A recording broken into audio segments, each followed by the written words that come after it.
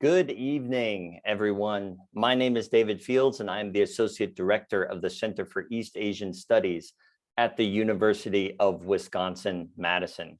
Welcome to this first event in our Midwestern Professionalization Seminar in East Asian Studies.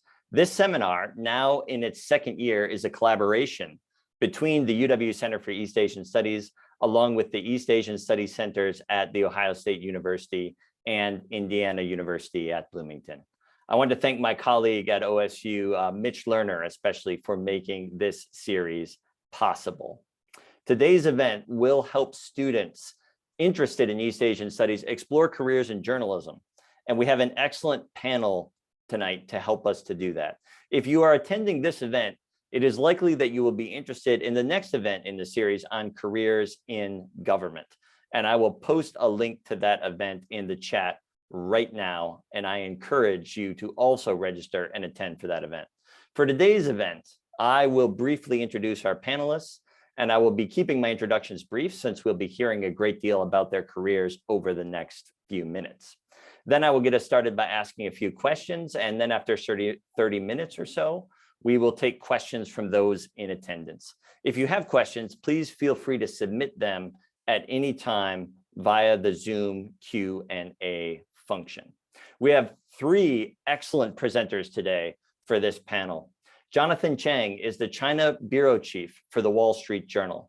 Jonathan oversees a team of more than 24 correspondents and researchers in Beijing and Shanghai, with responsibility for the Chinese mainland and Taiwan. Previously, Jonathan was the sole bureau chief for the journal, running coverage of the Korean Peninsula. He began his career as an intern in the journal's Hong Kong bureau and has also worked as a markets reporter in the journal's New York office. A native of Toronto, Canada, Jonathan graduated from Princeton University with a degree in history. Jeremy Goldkorn is editor of supchina.com and co-host of the Sinica podcast, of which I am a devoted listener. It's such a wonderful program that has really taught me a lot about China in the last 8 months. I've been listening to it for about 8 months, that is. He moved to China in 1995 and became managing editor of Beijing's first independent English language entertainment magazine. In 2003, he founded the website and research firm Danwei, which tracked Chinese media, markets, politics, and business. It was acquired in 2013 by the Financial Times. He has lived in a workers' dormitory, produced a documentary film about African soccer players in Beijing, and rode a bicycle from Peshawar to Kathmandu via Kashgar and Lhasa. He is a graduate of the University of Cape Town. And finally, although she is not here, and I think we're experiencing some technical difficulties, we anticipate being joined any moment by Amy Chin. Amy Chin is an international correspondent for the New York Times, covering the intersection of culture, politics, and society in China. She has covered China's global soft power campaign, the emergence of its vast censorship apparatus, and the many ways in which Chinese citizens thrive, cope, and struggle in a landscape of deepening political control. In 2020, she was on a team of Times journalists that was named a finalist for the Pulitzer Prize for exposing China's crackdown on Muslim minorities in Xinjiang. Amy is a graduate of the University of California, Berkeley, and Oxford University. And while she grew up in Northern California, I have it on good authority from a colleague of mine that Amy was actually born in Madison while her parents were students here at the UW. So we are delighted to welcome her back in a virtual sense. I hope she's able to join us, and delighted to also welcome Jonathan and Jeremy to this event. Thank you so much, Jonathan and Jeremy, for joining us tonight. I will get us started very briefly. I have a few of my own questions, but Jonathan and Jeremy, if you could just get us started by answering the question, why East Asia and why journalism? What led you in life to a career at the intersection of both of them? East Asia was, I think I actually wanted to get as far away from home as possible after growing up in apartheid South Africa. And just China seemed like a very important and big country, and one that I knew nothing about. And there was no Chinese department at any university or high school when I was growing up. It was just seemed like a different world. And I hadn't intended to specialize in China, but I lived there for a year and I just sort of got the bug. And I fell into media really, doing entrepreneurial media projects based in Beijing, working on independent magazines and websites. And what was always appealing about China was, even to this day, there simply isn't that much written about it in English. So there's so many stories to be told that are not told. And I think that's still what keeps me interested. Jonathan, thank you for that, Jeremy. Jonathan, why East Asia and why journalism? Right, yeah. Oh, I think we have lost Jonathan. Jonathan is in Beijing in the bubble, and he warned us that this might happen. Uh-oh, is my connection dying? You're back now, Jonathan. I'm back now. Okay, I was just gonna say I'm in a hotel room now, just finishing up the Olympics, which of course were held in Beijing. And in order to re-enter Beijing proper, I need to do 2 weeks of quarantines.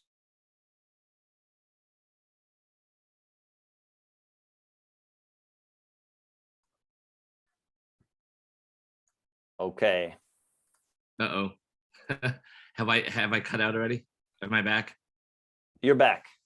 You are back now. All right. All right. All right. Let's hope this connection holds. You can hear me okay? Yes. Okay. Yeah. So well, let me just jump into the answer. So obviously my family is of Asian background. I mean, I'm a Chinese heritage, grew up in Toronto, but my family is from Hong Kong. But, you know, for a long time, I wanted to run away from it. I didn't really have a whole lot of interest in it. I sort of came to it in a backdoor way, and more just because I was interested in the country of China and Korea and Japan, more from an economic point of view, more from a historical point of view than a personal sort of cultural point of view. But obviously, I mean, I've now spent 5 years of my career in Hong Kong, 6 in Seoul, and now coming on 3 in Beijing. So, you know, the best thing about it is that each one of these places is just so dynamic. I mean, it's such a cliche to say it, but it's true. These countries change so quickly. Like, I'm sure Jeremy can talk about this, but the first time he was in China versus now is probably just night and day. I mean, they're almost 2 different countries. And Korea too, where I spent 6 years. Even in the course of those 6 years, you could see so much difference. And David could probably speak to the differences between his first trip there and now as well. So, I mean, you have 2 of the world's most populous countries in China and India. You have, you know, China, Japan, the world's number 2 and number 3 economies, and you have just really interesting places. And within the Wall Street Journal, where I've spent basically my entire career, Asia is this place where the news appetite is just endless. People talk about going to Europe, but we're downsizing in Europe because Europe, I mean, Ukraine aside, you know, there hasn't been, Europe as a continent in terms of newsworthiness, in terms of economic might. It's you know, I mean, whatever the news flow of the day may be, we know that in general it's going to shrink as a percentage of the global pie in terms of the economy and in terms of news interest, you know, in many respects. And that shrinkage of that pie is coming at the expense of Asia, because there's only going to be growing interest in Asia. And I mean, you throw in a country like Indonesia, which is a massive population and is virtually ignored. I mean, you know, Jeremy talks about not much being written about China. I mean, Indonesia is the country where there's virtually nothing written about. And you know, not to say it's not important, but you know, if it lives up to its economic potential, it will be something that in our lifetimes we will have to learn to care about. So you know, that aside, I mean, I just think there's just, you know, with China, I think you can kind of say we care about China a lot because of how economically strong it's become. But I think it's now at the point where it almost doesn't matter what happens with the economy. It's such a huge country in terms of the population. That's always been the case. But combined with its economic might, combined with its political ambition, I think there's whatever happens in China, the rest of the world is going to care about it and is going to feel the effects of it for again, the rest of our lifetime. So I just sort of feel like if you do Asia, you sort of have permanent employment. I just don't, that's one very mercenary and practical way to look at it. I just don't see how interest in this part of the world is going to wane anytime soon. So let me finish there. If I can just ask a follow-up to both of you, how did you get, Jonathan, I know you were at Princeton studying history. Jeremy, you were at Cape Town. How did you actually get to China? What was your path there out of undergraduate and into this career? I mean, I can tell you it's of absolutely no use to anybody these days. And I will really reveal my age. This was basically pre-internet. I had no idea. So I moved to London. At the time, South African citizens, we could we had a kind of a sort of a temporary work visa arrangement with the UK. So I could go to London and stay there. I have an uncle there. So I stayed with him and did odd jobs and did a teaching English course and looked for a job in an actual print newspaper. And I answered a job ad. I took a train up to Norwich, did a job interview for a company called ABB, which is a big Swiss-Swedish engineering firm. And I got a job at one of their factories teaching their staff English. So that's how I got to China.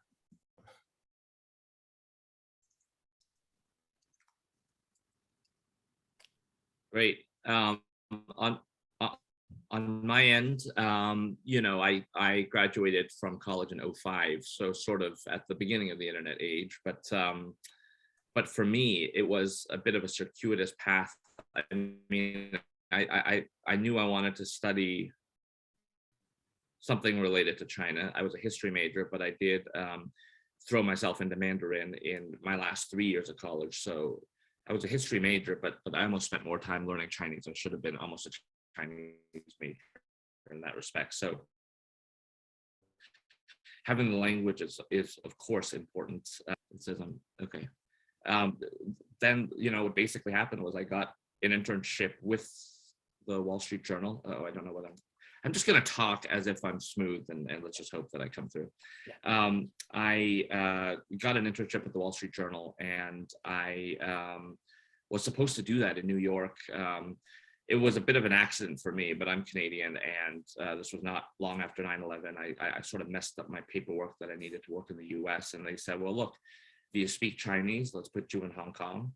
And that 3-month internship became sort of a 5-year run in China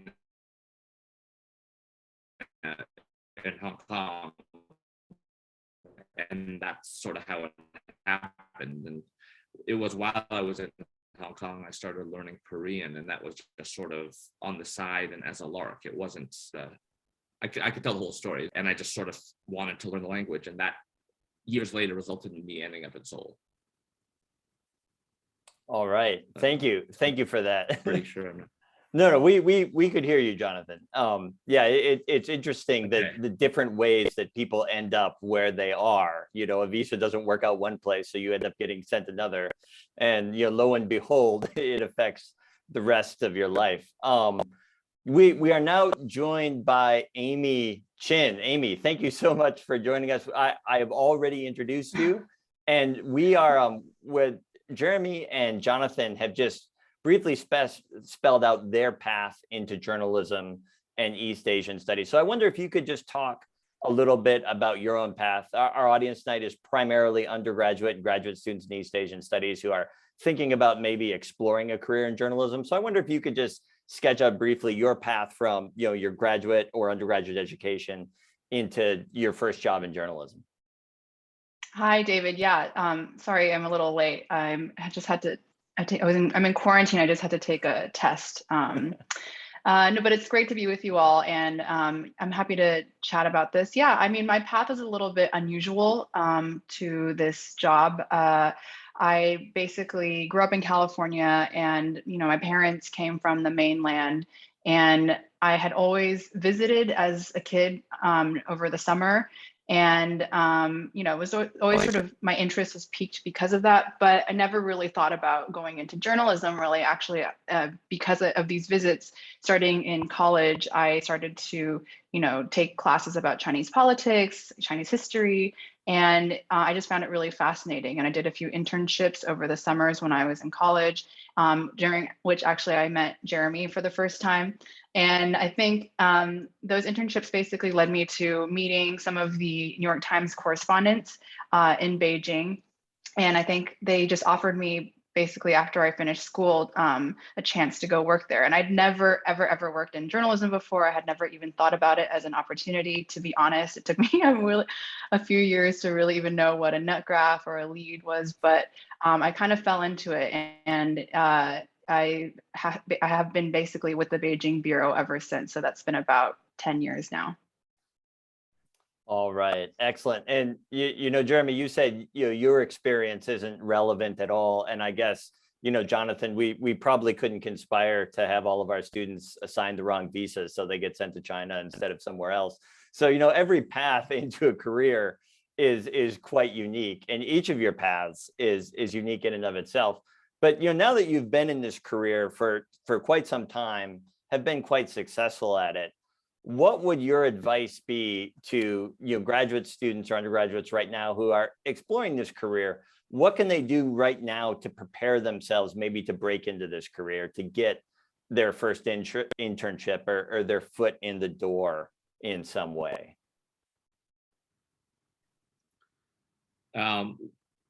Sorry, should I be jumping in first? Go ahead, Jonathan. Yeah. Yeah, I mean, obviously things have changed since I was in college, since Amy was in college, since Jeremy was in college. But I think for me, I expressed a little bit of ambivalence about Asia at first. It was, as David points out, a little accidental, but I did know I wanted to be a journalist. I just didn't know that it would be out here. I knew I wanted to be a journalist because I just loved reading the newspaper as a kid. It started with reading the sports pages because that's all I cared about when I was young. And it gradually went from one section to another until I was reading most of the newspaper. And I thought that was sort of normal. And then I realized it wasn't normal. And then I said, well, maybe I should turn this into a career. If I have something that's sort of, I thought everyone wanted to do this, but if not, okay. So, I think myself in a position to write as much as possible. For a lot of people, that means the student paper. Oh no, internet connection unstable. It said, basically, I tried to write for the campus paper. I tried to write freelance. I spent all my summers doing internships with newspapers. I was driving around New Jersey one summer. I was writing for like an arts newspaper in Toronto. Another summer, I was just doing whatever I could to get clips, basically, to have stuff that you could show off in a portfolio. And so by the time I graduated from college, I had probably 60, 70, 80 articles to my name. Now, I don't think everyone needs that. I don't think, most of those pieces were pretty disposable and probably would be embarrassing for me to read now. But what it did was it just gave me reps. I was just doing it again and again and again. And, I think what hasn't changed is that when you look at a potential journalism candidate, you look at what they've written and that editors play a role behind the scenes, but you still want to see what people have written. And usually they'll ask for your best 5, your best 10 articles. And if you don't have 5 or 10 articles, it's sort of a chicken and egg problem there where you can't really show what you've got. And when you have a whole bunch, then you can be a little choosy about which ones you submit. So again, I don't think everyone needs to have that many, but I do think what you need to do is you need to just put yourself in a position to be able to write. And when you're a student,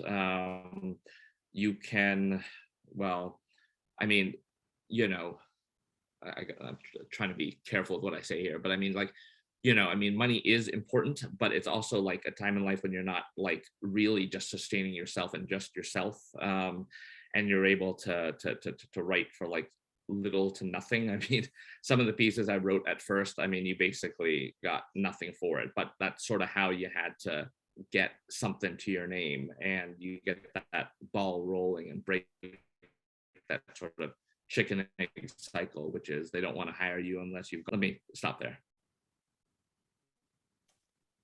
Thank you. Thank you for that, Jonathan.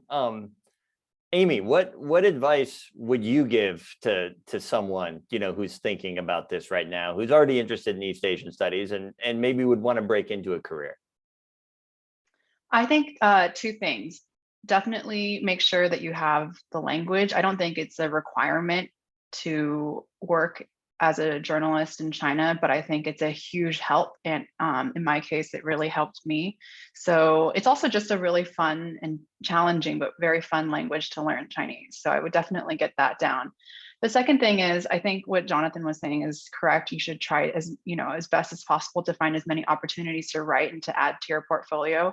But I would also add that even doing things that are writing adjacent were really helpful just to get practice in journalism. So for example, I took on a job pretty early on as a fact checker for a book on China. And through that, I was able to really learn about the process of actually doing journalism and how the information was gathered, how accurate it was. It was a really helpful process for me, and it's not something that I would have thought would have been very useful for journalism, but it's something that now when I look back, it was very very helpful for me early on. Excellent. Jeremy, I know your path was a little different, so I am curious, do you have the same advice or do you maybe have a little different set of advice? Well, I think the first thing I'd say is make sure you actually want to be a journalist, because, ever since I've basically been in the media, it's been, a failing business, sustained often by the largesse of, sorry, that was me, sustained often by the largesse of, rich families or by investment fads. So it's not some kind of career that you should enter in lightly, and you should be prepared for suffering and eating a lot of instant noodles if you want to be a journalist. And that's the first thing. But I mean, that said, I've never worked really for a proper kind of mainstream media establishment. I've always done entrepreneurial things. One of them was bought by the Financial Times. So I have spent a little bit of time in a large sort of old-fashioned media organization.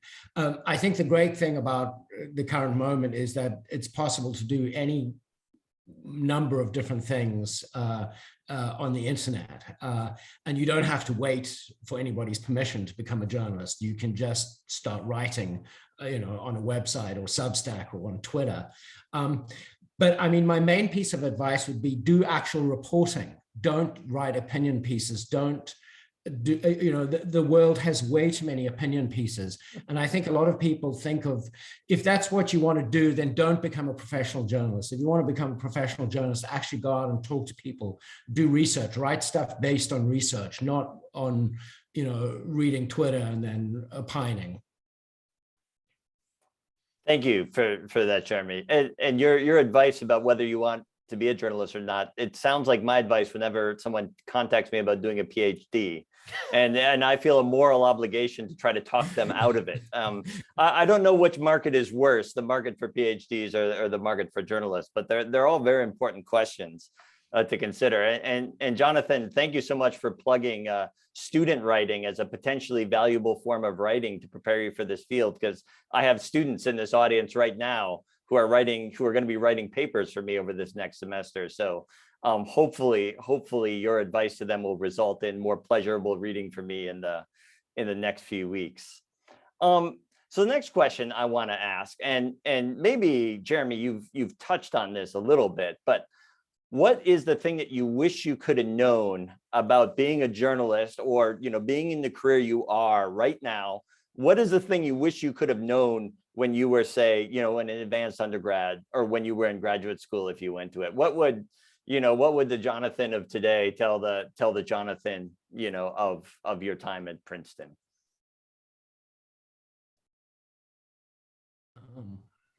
Yeah, Jeremy, if you want to. Oh, okay. That is a very good question. I mean, I think learning as much practical stuff about economics and accounting is probably something that I would do. And this wasn't really available just because of the technology, but I mean, if I was I regret being not as technically competent with cameras and audio equipment as I'd like to be. But I think I would emphasize studying widely in fields that have nothing to do with journalism. Excellent. Thank you. Jonathan.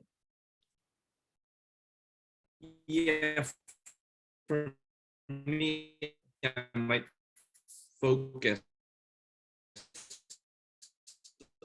a bit more like just, I mean, the lifestyle of being a journalist. I mean, man, every time I start talking, I get the internet is unstable. Can you hear me? You're breaking up a little bit. If maybe Amy should take over. Yeah, maybe Amy, go ahead, and we'll come back to Jonathan. Why don't you go to Amy? Okay, yeah. Yeah, I mean, I would echo what Jeremy said for sure. And, a few other things that I wish I would have known. I wish I would have taken better advantage of study abroad opportunities when I was in college. I think that whether it's in China or any other place, I think it's such a valuable opportunity. I only did it for a summer and wish I would have done it for longer.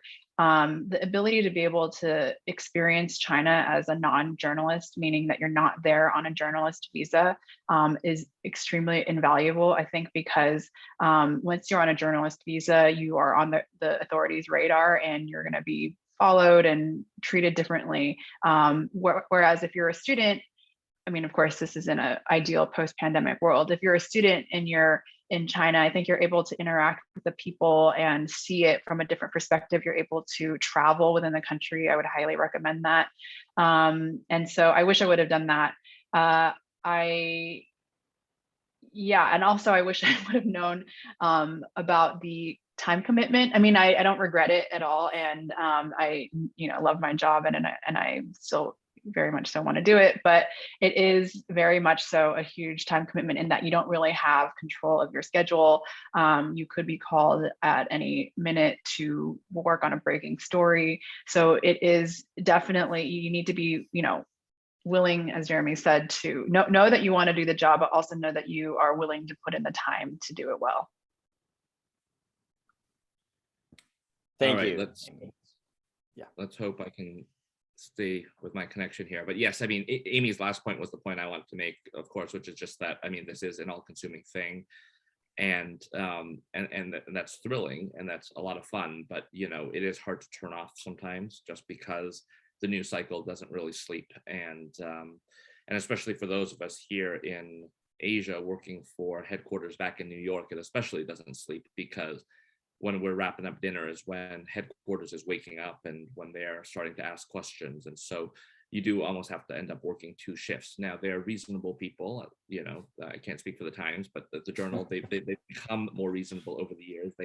They understand that it's our evening and they want to give us a breather as well. But there are nights where you're up quite late. So you do need to think about that, and you do have to think about how much you want to do it and how much you love it. And thankfully, the answer for me is that I love it and I can't get enough of it. And my wife always wonders, "Are you going to burn out at some point?" And I'm like, "I'm doing fine. Like I'm loving every minute of this." And someone did ask me a little while ago, is being a journalist sort of like what you thought it would be? And I guess that's sort of what this question is. And my answer was just kind of like, it's just about as cool as I thought it was. Yeah, just as cool as I thought it would be when I was in high school. It's not quite like Peter Parker or whatever, but it's pretty thrilling. I mean, you get to be in the room with the people who are in the news. And Amy and I were just at the Olympics. And so, I mean, I'm Canadian, and I know the NHL players didn't show up in Beijing or whatever, but you're sitting there rinkside to watch these hockey games. You're watching snowboarders and you're watching these skiers and you're watching like people do that. That's one example. I mean, we don't usually write about sports, but you get that sort of experience. And then you get to be in the room with, whoever it is that you're writing about. And it's pretty thrilling and totally worth it. Thank you for that. And you're all commenting on the differences, you know, the time about how the schedule is not really your own. And I experienced that once myself when I was invited to write a piece for a website, and they said they were very excited about it. And I went on academic time and handed it to them about 4 weeks later, by which point they had completely moved on and said, no, when we wanted this like in the next, like tomorrow or the next day at the latest. Yeah, Jeremy, what would you, or wait a minute. Yeah. What you've already answered this question. I'm sorry. I've gotten off myself, but I can give you a different answer to it probably. Oh, okay. Jonathan, though, actually, your response kind of segued nicely into the next question that I wanted to ask, which what is the most compelling aspect of, you know, the kind of work you do and what keeps you going? And I think, Jonathan, you just kind of spelled out some of the things that really get you excited. I wonder if we could hear from Jeremy and Amy. Well, what are the most compelling aspects of your work? Maybe go ahead, Jeremy. Oh, okay. Well, I think I'm an editor now, really. I don't go and do any reporting. So I sadly, I'm not the one inside the room where it happens right now. But I think that is definitely the most attractive part of being a journalist, is being able to, you know, make participating in amazing events, not always good way amazing, but extraordinary events are part of your daily work. And even as an editor, you know, it's still thrilling to be helping to write the first draft of history. I think that is what I enjoy. And I enjoy the fact that our work is an active engagement with the public, which gives you a kind of a feeling of satisfaction that there are very few types of work give you. You know, you have an almost immediate feedback. Of course, in this age of social media, some of that feedback is awful, unfortunately. And you have to have thick skin to deal with it. Particularly if you're a female journalist, I have to say, then you really have to have thick skin, because the internet is a mercilessly misogynistic place. But you know, if you have a skin thick enough to deal with the negative side of it, that kind of feedback that you get on an almost daily basis, anytime you publish, I think is a wonderful thrill. Mm-mm. Amy.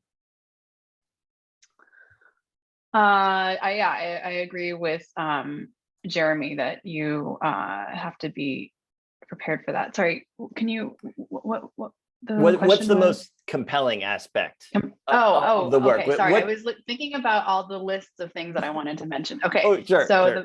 I love this job for many different reasons and would highly recommend it. One is that in college, I went to Berkeley and we had big classes, and I regret I didn't really take advantage of having some of the best professors and experts in the world there when I was there to ask questions. And now I get to, through this job, call them up and have hour-long conversations with them. And it's just fascinating. I love being able to talk with some of the, you know, top experts in these fields and just learn. I learned so much on a daily basis.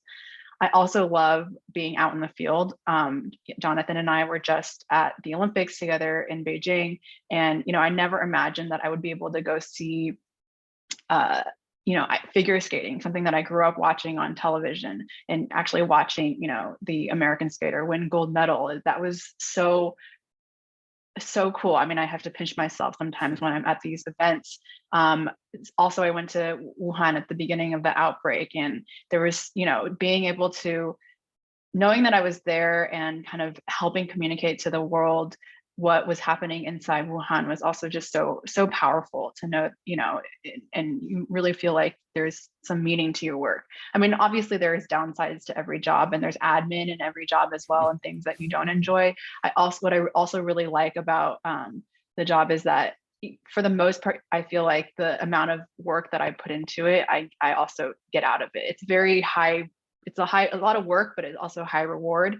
And there's not a lot of kind of, I mean, it's probably different for Jeremy and Jonathan since they're editors, but at least I feel like as a reporter, you know, at the end of the day, I put in a ton of work, but then also I'm able to produce an article that has my name on it. And that is hopefully a synthesis of everything that I learned. And I also like the writing process. I think that I probably got into this job more because I enjoyed the reporting, and I never really saw myself as a writer, but I find that the writing really helps me sort of pause for a second and think about everything that I've gathered and synthesize it and kind of analyze it in a way that is, maybe the final step in kind of learning. And that's also a very satisfying thing for me as well. So yeah, I mean, like I mentioned, there's downsides to every job, but I think that there's so many aspects about being a journalist that are really, really attractive. It sounds from what each of you are saying how it has its challenges, but it has its very rewarding aspects, whether it's getting to be there when history is being made, or whether it's seeing your name on something at the end of the day, and knowing that you're out there and shaping the conversation. I have more questions prepared, and I'm more than happy to keep going on them, but I would also like to invite our participants. If any of you have questions, please put them in the Q&A, in the Zoom function Q&A, and I will ask them as they come up. And while people are formulating their questions, I'm just kind of curious if each of you could let us know a little bit about what kind of stories or projects are you working on right now? What will we be seeing on the headlines of the New York Times or the Wall Street Journal? Maybe you don't want to be too specific. I understand that there are some, there's some competition out there, but can you give us a general outlines of what kind of things are you covering right now? What kind of stories are out there right now that really mattered? And whoever wants to respond to that first, just go ahead and raise your hand or take off. Oh, Jeremy, I think you're still muted. We're covering, obviously, following the situation in Ukraine very closely, and what China's position on it, which is they're in this awkward dance with Russia, where they are expressing support, but slight horror at some of the details of what is going on, one thinks. And we have some interesting work that hopefully will be published soon on the trans community in China. Excellent. Jonathan. I was going to say, I want to hear what Amy says first. No, I'm kidding. Definitely Ukraine is top of our editor's agenda. And obviously that's not the China specific thing, but as Jeremy points out, China's perhaps the most important non-direct sort of participant in what's happening there. And so we've been, showered with questions from our headquarters about what Beijing is thinking. And what Beijing is thinking is frequently what we're asked for. What Beijing is thinking is also the hardest thing in the world to figure out, because this is not a government where open debate happens between different lawmakers who are spouting off to reporters in the halls of Congress. It's not that sort of a place. So it is a challenge. And, just in general this year, I mean, we came into this year really thinking about it conceptually as a bookended sort of a thing. You had the Olympics at the beginning of the year, and then, almost a mirror image on the back end of the year, you have this party Congress for the Communist Party here in China. So, the first one is really just, the Olympics was really sort of a way to look at China and its interactions with the world. And the latter event is really a domestic political affair to sort of, to see whether or not Xi Jinping gets another term in power, which it seems like he will. I mean, there's still time to go, but that's sort of, I don't think there's too many people betting against him right now. But either way, I mean, you sort of want to, we've just sort of been using that lens. I mean, it doesn't necessarily, I mean, we don't write it in our stories, but that's sort of how we're thinking about it. And, after 2020, of course, was the weirdest year. China's the pack in terms of recovering, but then pivoting to this rather extraordinary campaign to sort of re-engineer its economy and reshape its economy in the form of crackdowns on the tech sector, real estate, and everything else. And now this is sort of the year where you're seeing the country deal with the fallout of that, and and also position itself politically for what's going to happen at the end of the year. So that's sort of how I see things, but that's pretty general. Amy, what kind of stories are you working on that you feel fine saying that Jonathan will go right out and steal?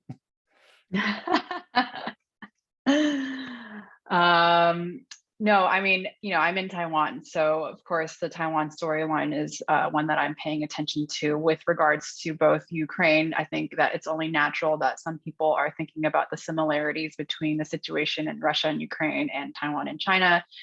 It's very different, but it's something that I'm following.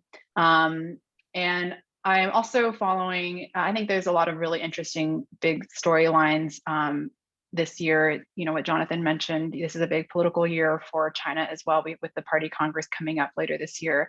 And I think, generally I'm really interested in this, how China sort of perceives the world is shifting.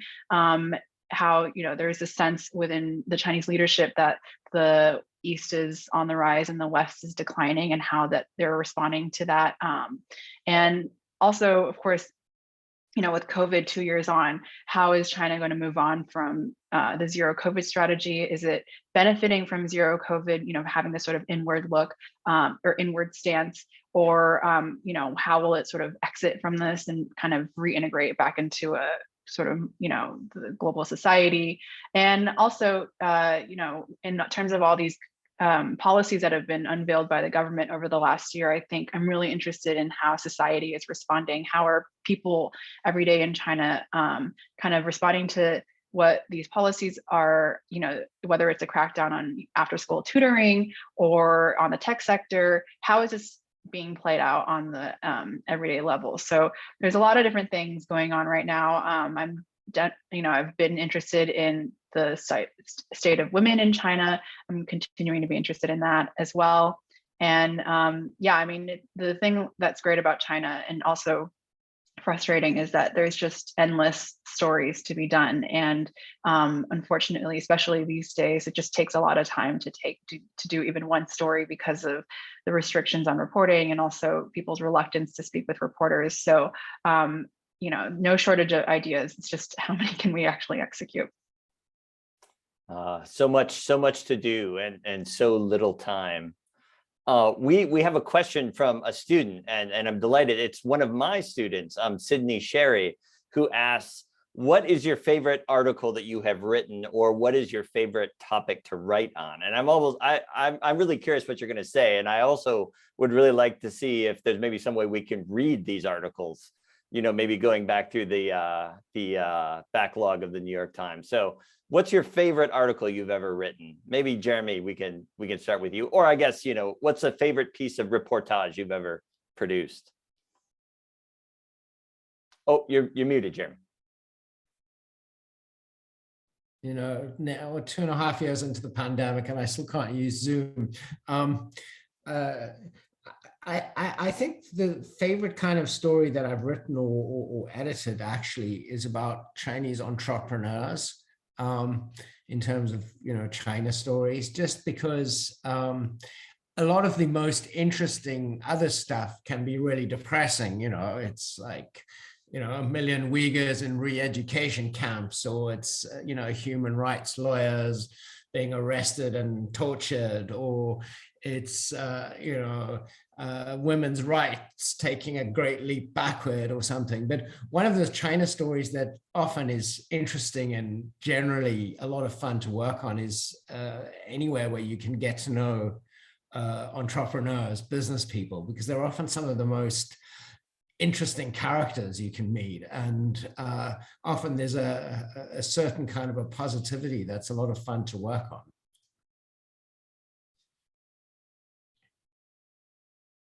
Is there any piece in particular that comes to mind, Jeremy? I don't even know if it's online, but years ago, I wrote a profile of one of the brothers who founded the New Hope Group, which is this enormous, they got started with chicken feed and fertilizer in Sichuan, Liu Yonghao, and made a fortune in the early days of reform in opening up, basically by figuring out what farmers needed in Sichuan, in rural Sichuan. And very interesting character. Thank you. And Jeremy, I would say that you're excellent at using Zoom, and you know to mute yourself whenever you're not talking. Amy, how about you? What is there a favorite article that you've written or a topic that you'd like to write on? I think I'm going to do the annoying thing and mention two. I really, one article that I'm really proud of is the story that I wrote when I was in Wuhan about this three-generation family, a grandmother, the mother, and then the kids who all got sick with the coronavirus. I met them while I was visiting hospitals in Wuhan, and they were just sitting out in the courtyard with IV drips. And at the time, we didn't really understand how the virus was transmitted. This was in early February 2020. And it became really apparent through talking to them and others at the hospital and in Wuhan that this whole thing, the fact that there was a shortage of tests and also shortage of quarantine areas, people were going home and, staying at home in these small apartments with their families. And actually this was very dangerous because they were transmitting the virus in ways that we didn't really understand before, but it was becoming very apparent. So this story that I wrote, kind of talking about how it spread, and eventually the grandmother ended up dying as well, which is very sad. I think that was very impactful, and it was something. The reason why I sort of liked it is, Jeremy talked about the feedback earlier. The thing about reporting on China that's a little bit strange is that you do get a lot of feedback on social media. But because, publications like the New York Times or the Journal are blocked in China, you don't often get a lot of feedback from the Chinese public. And that was an example of something where I felt like people who were following the situation and, even in China were appreciative of that kind of reporting, and it really resonated with them and told them something about what was happening.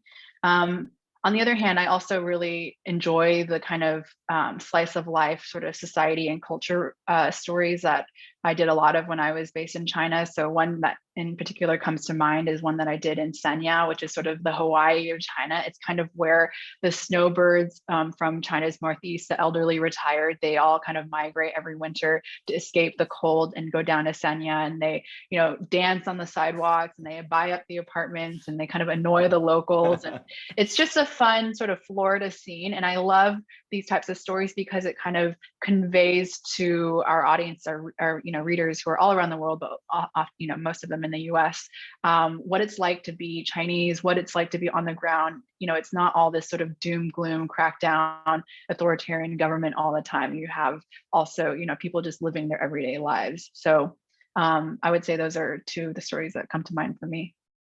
Such an important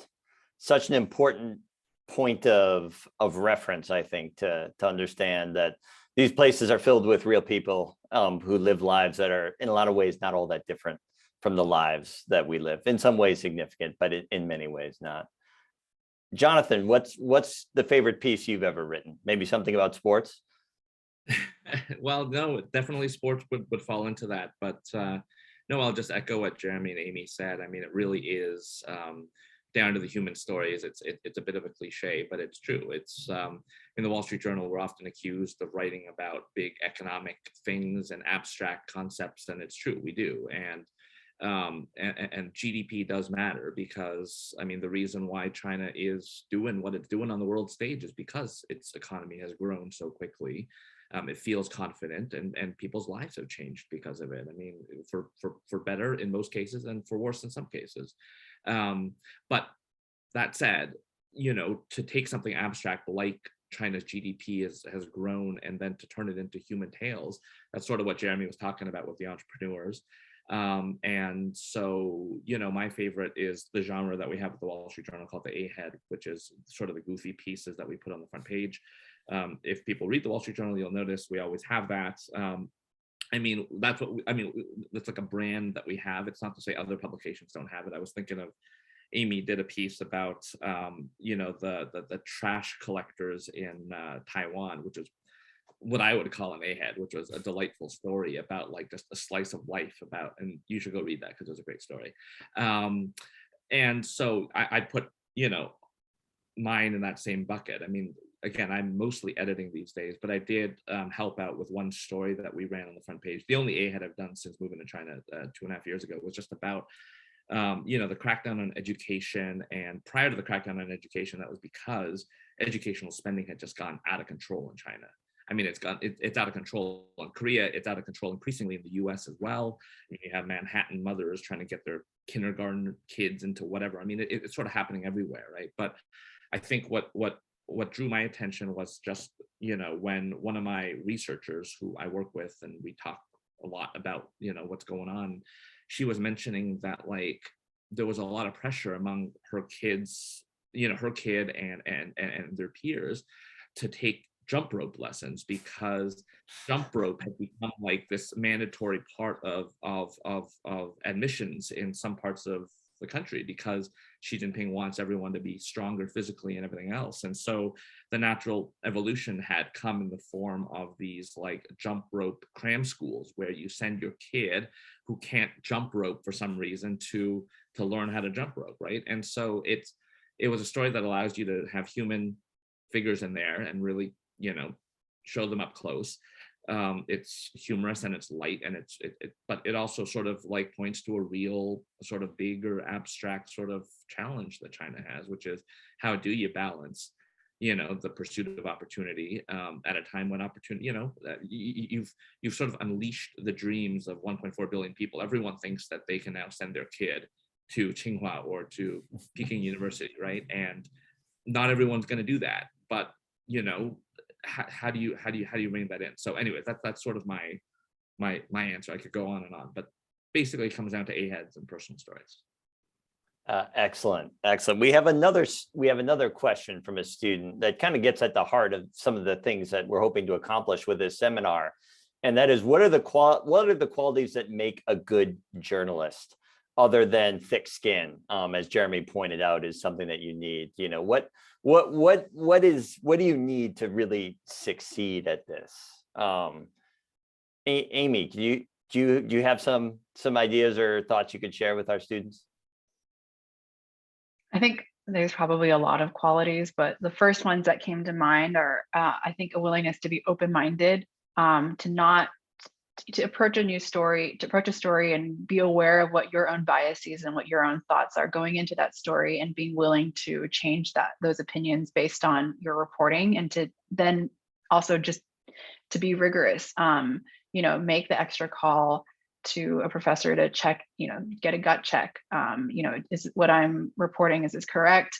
And, you know, don't just do the sort of bare minimum, but do as much as you can. Obviously, we have deadlines and it's not possible to do that for every story, but I really think that, you know, going into it with an open mind and being rigorous are some of the top qualities for sure. Excellent. Jeremy? I think that's absolutely right, what Amy said. I'd say curiosity is really important. You've got to be curious, and you also have to like people. I know people who are very talented writers, but they're not good journalists because they don't actually like talking to people. And some people go into journalism and they don't really like people, and I don't think it works very well. You've got to be gregarious. Excellent advice. Jonathan, what qualities make a good journalist? I'll just second what both Amy and Jeremy have said, and the word that I'll throw in extra is the word resourcefulness, which I think is an important quality to have, I think, in many professions and just in life in general. But resourcefulness is, you know, it's creativity, but it's also sort of like when the other side doesn't want you to get to point B, you got to find a way to get to point B. And, you know, that's a good encapsulation of reporting China in particular, because most of the low-hanging fruit, you can say, has been plucked. I mean, first of all, you know, we're not going to get into all of it, but I mean, Amy is not in China right now because she was kicked out of China. We had 10 reporters kicked out of China. The easiest thing to do, or the best thing to do in terms of reporting, is to go out, talk to people, spend time with them, and you can't do that anymore. in terms of data sources are being increasingly blocked off or limited or restricted. Internet controls, of course, exist. So there is a little bit of a cat and mouse game here where, when I think the authorities figure out that journalists are using channel X to get lots of information, they'll close off channel X, which means you got to figure out what channel Y is, and so on and so forth. And, it's resourcefulness. You still have to tell the story. We can't stop writing about China. There's no universe in which any publication can stop writing about a country this big and this important. But when they make it difficult, you sort of you can't just give up. You have to find some way to do it. So that segues great into our next student question. Jonathan, I'll stick with you because your internet connection is really strong at the moment. Is there a time that you've experienced backlash from the government for writing a piece of journalism? And if so, how did you navigate that? Yeah, well, not me personally, again, because my name is on fewer stories than it has in previous postings when I was not an editor. But because I'm the editor, I'm also sort of stop number one whenever they're displeased with stuff that they see in the journal, which is often. And so again, it comes back to the expulsion point I made, which is that right after COVID broke out, we got a lot of heat on us from the government and from the foreign ministry and from the public, and so won't go through all of that because I think we're running short on time. But I mean, basically, yes, we do hear from them a lot, and it's a lot of explaining to them what we're all about and what we're trying to do, and that we're really not trying to be anti-China any more than I was trying to be anti-Korea when I was there or anywhere else. I mean, we're just trying to tell the story as it is, and so it's not an easy sell, and it's an ongoing conversation that I don't think will ever end. But yes, we do get backlash for sure. How about you, Jeremy? In your work, has this happened, and how did you handle it? I mean, my old website, Dunway, I was running it in Beijing as a company. That was my sole source of income. That was what I did, and it got blocked in 2009, just after I'd set up a company to run it, more or less legally. So I guess that was the big slap in the face. And those were much more innocent days in a way. You could get away with a lot more on the Chinese internet, and the authorities were a lot less strict than they are now. I mean, our current website, subchina.com, is blocked. We don't have anybody reporting news from China. So we haven't had immediate threats to anybody or to me. Thank you. And Amy, as Jonathan alluded to, your own reporting in China has been affected drastically. So yeah, how has that changed the reporting that you do? Oh, it's changed it dramatically. I mean, I think what Jonathan said, you have to be very resourceful. And, we're lucky that many of us who were kicked out spent a bit of time in China. And so we had networks that we were able to draw on. But, I remember the day, like when in the first month that I was kicked out, I was like, oh, this is fine. I got this. Like, I still have a sense of what's going on. But 2 years on, it feels really different. I mean, I was just in Beijing, stuck in the Olympic bubble with Jonathan. And, you can't, it's just, you're there, but you're not really there. And when you're out of it for a while, you really lose touch with what's happening. You miss out on those kind of behind closed door conversations, just kind of hearing chatter and seeing what's going on around you. And so it's been really tough. And I think that just generally, in terms of backlash, it really also depends on your status. I think that there is a big difference between if you're a non-Chinese national, if you're a Chinese national versus if you are ethnically Chinese like myself. Everyone experiences different types of sort of backlash. I think the Chinese nationals have the hardest, that face the most risks, and it's a very legitimate security concern for them.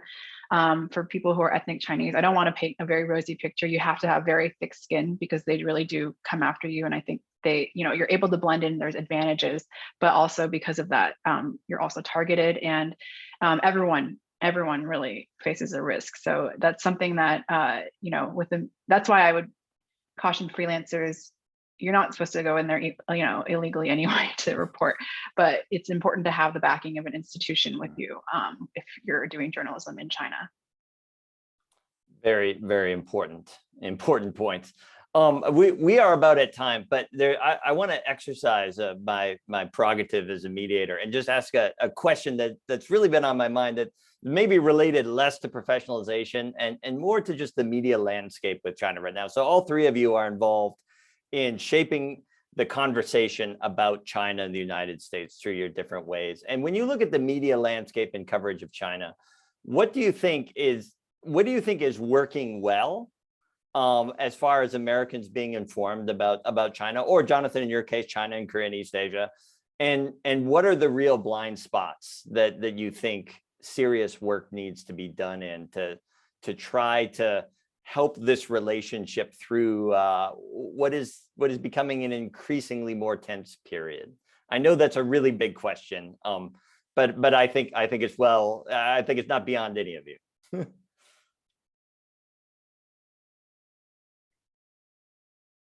Anybody? I can take a stab at it. I mean, I think one of the earlier points that one of us had made, maybe it was me, but or maybe someone else, but being on the front lines of news and of what's happening is part of the appeal of this job. I think another appeal for me personally is that as journalists, we really are not meant to be the policymakers. We're not meant to be the ones trying to figure this out. And actually that takes a huge load off my back, because a lot of people ask me, what should we do about US-China relations? People asked me when I was in Seoul, like, what should we do about North Korea? And my answer would be like, it's not my problem, actually. I'm not the policymaker. I'm not even an American citizen. I can't tell the American government what to do. And far be it from, I mean, these are, we're writing about the most difficult challenges in the world, and they're difficult challenges because there is no easy answer to them. And so I sort of feel like the best thing that we can do in our roles as journalists is to make sure that people are well informed, and honestly, as neutrally informed as we can make it. Now, I know there's a lot of discussion about media bias and all this other stuff, not just in US-China context, of course, but even within domestic America, and basically name me a country where there isn't a debate about media bias, right? But we're doing our best, and we really are. And I think, it's a big enough task to just tell it straight and tell it like it is. And it's sort of like, it takes a nice load off the back to be able to say, look, I don't have to resolve, it's not on me, Jonathan Cheng, to resolve US-China relations. If I can just do my piece towards making sure people on both sides are aware of what's going on both sides with as much clarity as I can, then I'll have done what we need to do. Excellent. Jeremy. I don't think I can top that advice or recommendation.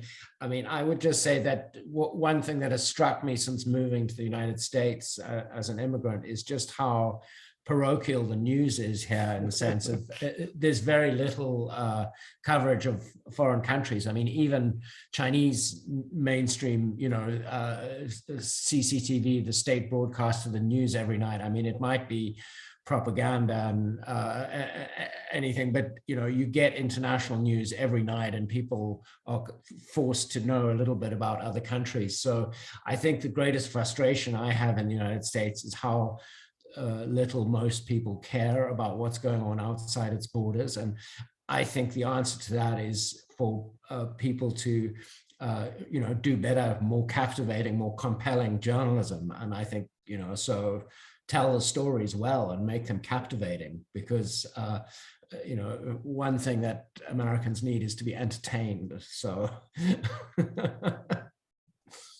Thank you, Jeremy. Amy, what are your thoughts on this? Where do you think maybe the media landscape is working, and maybe where it's not working? I think that, of course, this has been a topic of conversation over the last few years. Is just the idea, just to piggyback off of what Jonathan was saying, but just the idea of media literacy and helping people understand how the news that we are producing is made, and why one institution might have different standards from another. And just, I think it's incumbent on us as journalists and media workers to kind of convey to readers the effort that we're putting in to make sure that the information is correct, but then also to be humble and to acknowledge when possible, when we made mistakes, but also, the limits of what we can know. We also know that the picture that we're getting of China is being put together with many different data points, and we try as best as possible to come away with accurate conclusions. But in the pressure to not be so sweepy and generalized, we have to be very realistic and I think straightforward about what we know and what we don't know. And hopefully we can work on also improving our readers and helping them become more literate in what they're reading and being able to differentiate between, badly sourced information and, well-sourced information. All right, Jeremy, Jonathan, Amy, thank you so much for joining us tonight for this conversation. Thank you for all of you who attended. I have put a link in the chat to the next event, which will be hosted by OSU in this series. I hope this event was helpful for you who are considering maybe a career in journalism. I hope that event will also be helpful. I want to thank again our panelists and our attendees. Thank you for tuning in, and we hope that we will see you again soon. Good evening.